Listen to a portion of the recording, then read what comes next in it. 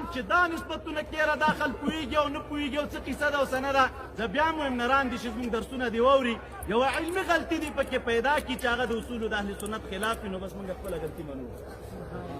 او درېیمه مسله دا ده دا کمال زما نه دی تاسو د الله په ذات یقین وکړئ دوستانو دا بخاري چې ما د چا نه ویلې د هغه لویه هستي وه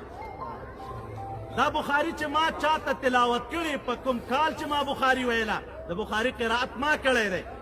نو دا چې ما د چا په مخ کې ایښې ده او د هغې نه ما دا بخاري زده کړې هغې د نوم سره تاسو ټول اشنایان یاستئ الله تعالی دې د شهید شیخ صاحب مبارک درجات بلند کړي دا بخاري مو د هغه نه ویلې ده او د هغه علمي تبحر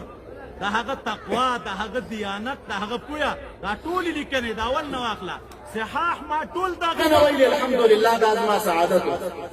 ولا دوره مې د ده مبارک نه کړې الحمدلله دا زما سعادت حضرت شیخ یو کال وړه دوره وکړله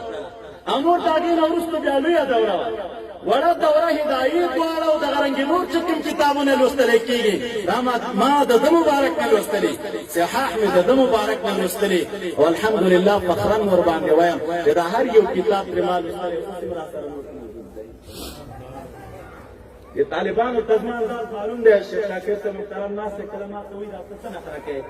ګرځې چکر یې وهي او بیا سبا درس هم کې پنځوس شپږ کیسې دې راته وکړي دي هغه هم لوستې دا بار بار دا پوښتنه ماته کوي وایي که پټه کیسه در سره شته دا حل راته ووایه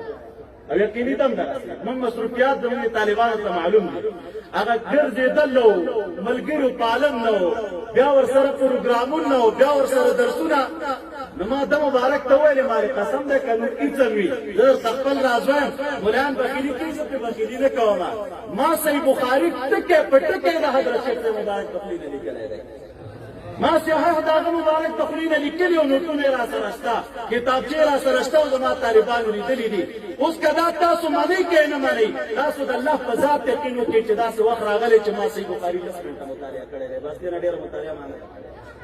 دا زما خپل شخصي کمال نه و دا د هغې ځوان کمال و دا د مزه خبرې وې نن که زمونږ په خبرو کې کم طول پروت دی وزن پروت دی او خلک منازعي یا خلک زمونږ وینا ته د احترام په نظر ګوري نو بس دا هغه څه دي چې د هغه نه مو زده کړي او نن یې تاسو ته بیانو نو خبره مې دا درته کوله چې بس دا کتاب دی هر عالم پکې د خپل وس مطابق خواري کړې ده نو موږ پکې یو شی وویلې